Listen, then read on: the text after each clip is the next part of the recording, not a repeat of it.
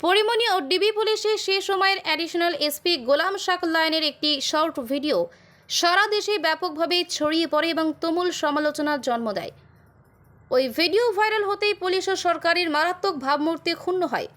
এরপরই শাকলায়নের বিরুদ্ধে একের পর এক তদন্ত শুরু হয়। চূড়ান্ত তদন্ত প্রতিবেদন হাতে পেয়ে তাকে বাধ্যতামূলক অবসরে পাঠাচ্ছে সরকার। ইতিমধ্যে এই মর্মে একটি প্রজ্ঞাপনও জারি হয়েছে।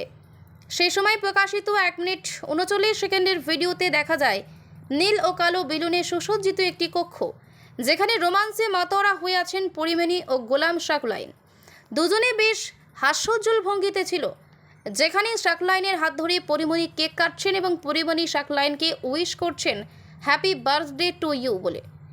এক পর্যায়ে পরিমণি শাকলায়নকে মুখে কেক তুলে দেন এবং শাকলায়ন পরিমণির মুখে কেক তুলে দেন। কেক খাইয়ে দেওয়া অবস্থায় পরিমণি শাকলায়নের ঠোঁটে চুমু দিতেও দেখা যায় পরীকে।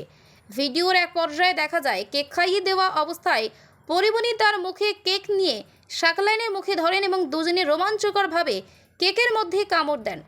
ভিডিও শেষ পর্যায়ে পরিমণিকে হাত তুলে কোমর দুলিয়ে নাচতেও দেখা যায়, যা উপভোগ করেন গোলাম শাকলায়ন।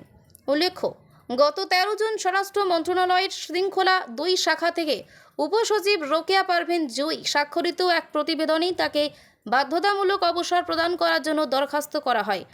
শৃঙ্খলা শাখার প্রতিবেদনে উল্লেখ করা হয়, শাকলায়ন ধারাবাহিকভাবে নায়িকা পরিমণির বাসায় নিয়মিত রাত্রি যাপন করতে শুরু করেন। বিভিন্ন সময়ে দিনে ও রাতে নায়িকা পরিমণির বাসায় শাকলায়ন অবস্থান করছেন বলে মোবাইলের ফরেনসিক রিপোর্ট দেখে প্রমাণ পাওয়া যায়।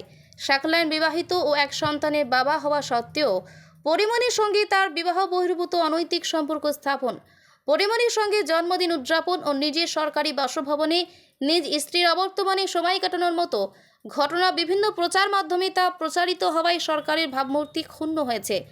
উল্লেখিত অভিযোগে তার বিরুদ্ধে বিভাগীয় মামলা হয়।